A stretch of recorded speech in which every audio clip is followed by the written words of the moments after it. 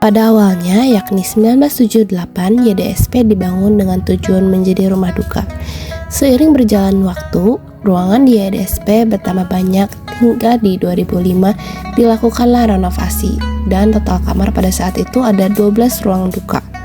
Dan akhir-akhir ini telah dibangun kolumbarium, yaitu tempat abu, dan ruangan karuhun, yaitu 100 papan marga masyarakat Tionghoa yang ada di Bandung. Karuhun namanya. Karuhun tuh ruangan apa? 100 papan marga. Tujuannya apa? Supaya marga yang ada di Bandung, jadi mereka bisa berkumpul. Ya kalau nggak begitu kan bercerai-berai kan, nggak ada kan. Karena ada ruangan karuhun itu, karena ruang karuhun itu setahun 2 kali ada perayaan memperingati leluhur. Jadi diperlukan ada ruangan karuhun.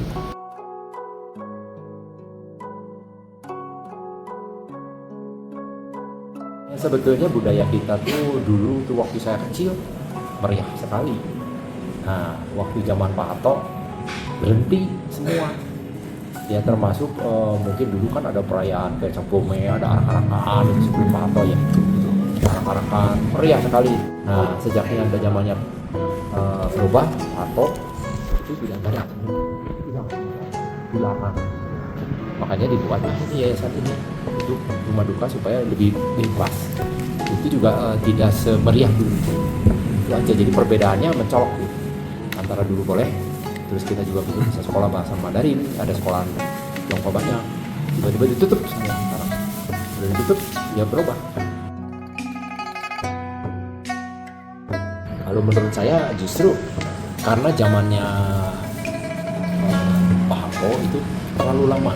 30 tahun, jadi habislah itu 30 tahun. Nah setelah Gus Dur naik, baru ada perubahan yang boleh katakan untuk budaya, bahasa itu lebih bebas. Nah, baru sekarang anak-anak bisa sekolah 3 bahasa, terus boleh merayakan Imlek lagi, ya, boleh tradisi-tradisi yang dulu nggak boleh diperbolehkan lagi. Dan sejak itu baru pelan-pelan ada lagi. Tapi karena udah terlalu lama hilangnya, jadi banyak budaya Tionghoa itu yang lost. Mereka nggak tahu. Makanya kita di sini tuh ngasih tahu bahwa orang Chinese itu ada 5 budaya penting. Nah itu kan diberitahu lagi sama generasi yang akan datang.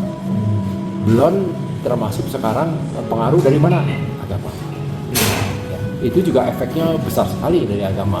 Kalau dulu kan mungkin sebelum zamannya Soeharto, mungkin orang-orang dulu banyak yang masih menganut agama Buddha atau Konghucu ya. Tapi setelah zamannya Pak Harto, karena banyak sekolahnya ditutup dan mereka sekolah di Kristen atau Katolik. Nah itu dari unsur itu aja sudah terpengaruh banyak. Ya, makanya sekarang kalau ditanya kenapa banyak orang-orang Tionghoa yang mungkin marga mereka apa juga tidak tahu.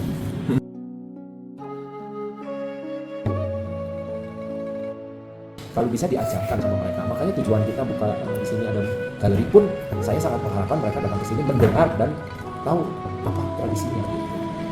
Banyak sebetulnya ceritanya ini dan itu. Karena budaya orang Tionghoa itu jauh sebelum itu kan kalau itu udah berapa ribu tahun budaya orang Tionghoa. Jadi dia sangat banyak arti. Ini nggak boleh, itu nggak boleh. Kenapa? Ada artinya semua. Jadi bukan asal nggak boleh, bukan. Tapi pastinya itu tetap diadain sesuai tanggalnya, sesuai adat dan segala macamnya. Itu tapi kami juga ngundang dari komunitas-komunitas Buddha. Misalnya kayak kami sebagai pengurus, kini kan masih Gen Z ya, dan bisa menurunkan nilai-nilai luhur ke anak-anak yang di bawah kami gitu loh. Jadi kita ada ajarin tentang nilai-nilainya itu seperti apa sih, terus juga pastinya bakal terus diturunin sampai ke generasi selanjutnya.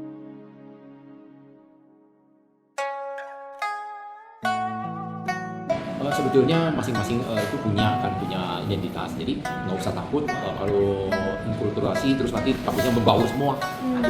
Tidak akan habis, mau digimanakan juga kalau ini kan kelihatan kan begini.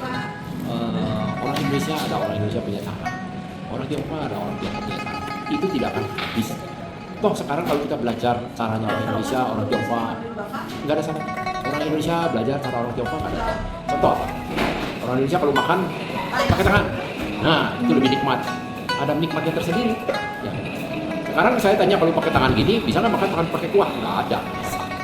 Ada kuahnya gimana? Kalau begini kan nggak bisa. Harus pakai sendok. Jadi masing-masing itu ada itunya. Nggak apa-apa untuk belajar. Orang Indonesia belajar tradisi orang Indonesia belajar tradisi orang Tionghoa, saling bertukar itu bagus. Jadi menambah wawasan kan. Karena kalau kita nggak mau gaul gitu, bagaimana kita mau tahu mereka apa? Nah sekarang jangan jauh-jauh ke agama aja gitu ya. Kebiasaannya orang Tionghoa begini, kebiasaan orang Indonesia gitu, belajar, sama-sama belajar. Sekarang jangan jauh-jauh.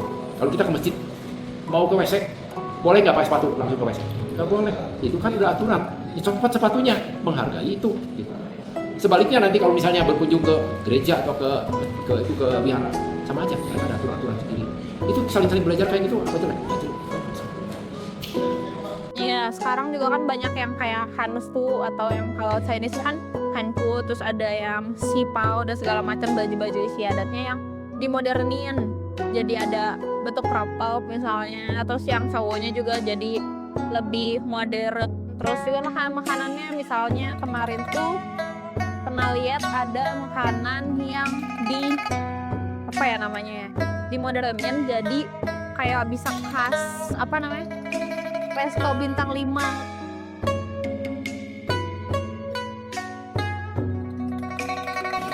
Ya satu-satunya jalan ya ini.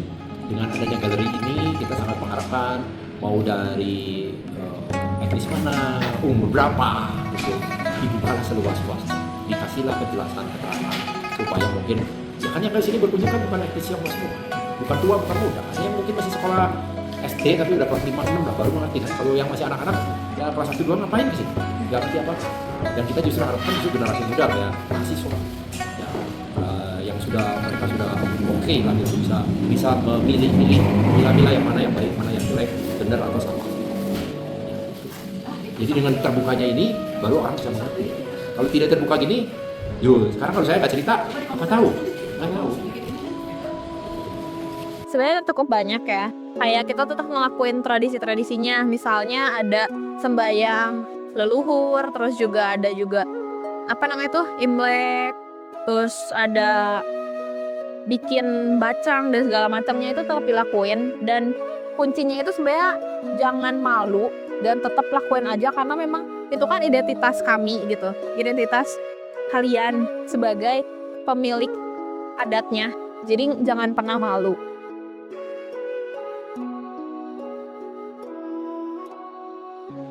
Ini sih, kalau misalnya kita membuat eventnya gede nih, misalnya kayak Imlekan yang versinya festival besar, itu kan otomatis butuh perizinan segala macamnya. Cuma untuk perizinannya di Indonesia ini lumayan susah ya.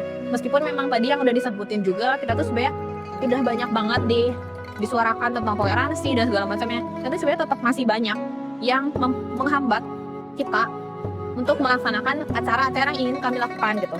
Terus juga biasanya ada juga yang masih rasis, misalnya tuh Imlekan. Kalau Imlekan kan emang heboh ya. Dia tuh memang acaranya sengaja dibikin heboh untuk sebenarnya menyambut tahun yang baru gitu. Tapi memang masih banyak warga yang masih rasis lah ibaratnya, kayak ramenya ini gangguin gitu. Ramenya kata si ini gangguin aja, kayak sejenis masih ada suka sengaja ngeganggu gitu loh.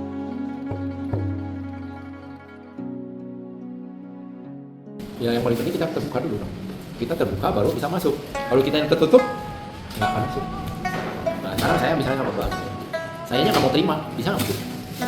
Tapi kalau saya terbuka, yuk temenan, yuk gimana? Kan lama-lama kan ganggu. Jadi kita hanya harus welcome dulu dong. Baru nanti ada itu. Tentu dari situ mungkin banyak macam-macam lah, ada yang gini, ada yang gitu. Itu juga orang. Kalau satu macam ya sekarang ya. Dunia ini kalau misalnya aman-aman saja, apa yang dijualkan? Nggak ada.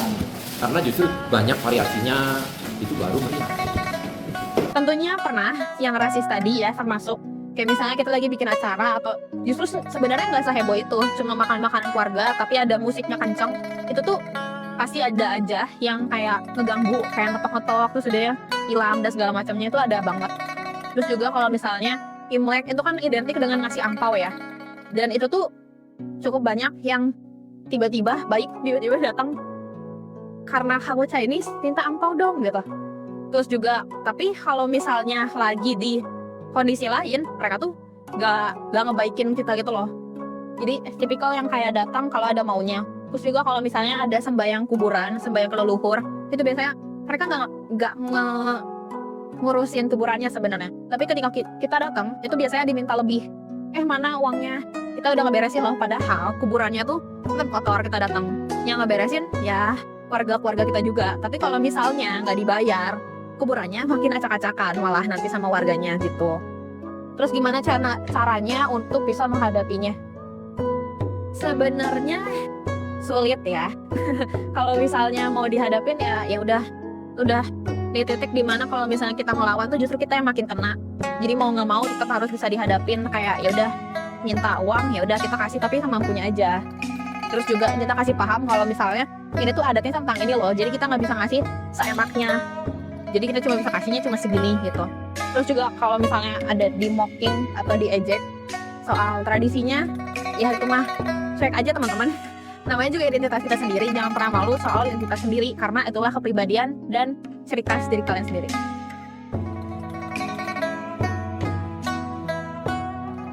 Tetaplah dilaksanakan seperti orang Indonesia juga punya adatnya gitu. Cuman zaman sekarang tuh lebih disederhanakan.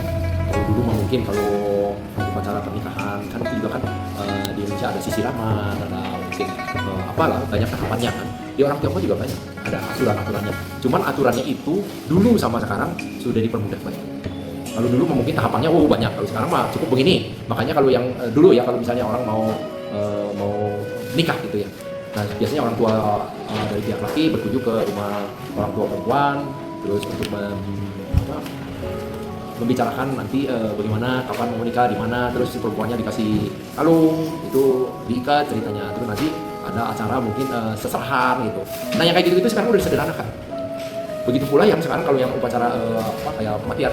Kalau dulu mungkin kematian bisa seminggu, bisa gitu. Ada acara, rame, ada gitu. Sekarang enggak. Sekarang mungkin 3 hari sudah selesai. Nah, mungkin dulu juga bisa, mungkin dulu kan banyak yang dikubur, ya, dikebumikan. Kalau sekarang banyak yang dikremasi. Kenapa? Karena udah nggak susah. Itu juga biayanya juga beda. Jadi, nah itu zaman berubah-ubah terus. Gitu. Salah nggak? Nggak salah. Karena di Tiongkok sana juga sekarang jarang orang yang dikubur. Lahannya semakin sulit. Gitu. Jadi itu zaman ke zaman pasti berubah terus. Gitu.